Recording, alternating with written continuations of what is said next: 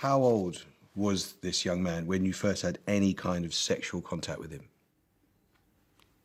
20. When did you last speak to him? As I engaged the lawyer for him. Did you love him?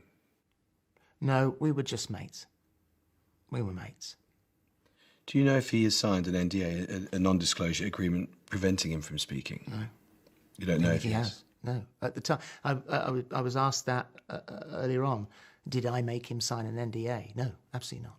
But there's a question of whether or not he was, as it were, paid off. And No. in effect, if he was paid off, No. was he paid for his silence? No, God, no.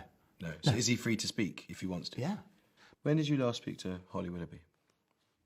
I WhatsApped her on the day that I put the statement up, and I said to her, I know you can't reply, you're probably not allowed to, but please know that I am so desperately, desperately sorry. Did she reply? No. ITV, they can respond next week, interested to know what you think. It's not just that they displayed poor management, but it's that they allowed a culture of toxicity to develop it this morning, but didn't do anything about it because the presenters were untouchable.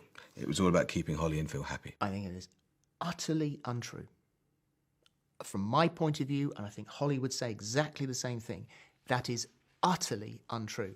I have brought myself down. I am done.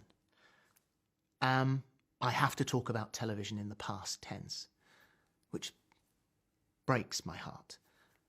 But it continues, and it is relentless, and it is day after day after day after day. And if you do that, if you don't think that that is going to have the most catastrophic effect on someone's mind, what do you want me to die? Because that's where I am. I have lost everything. My girls saved my life.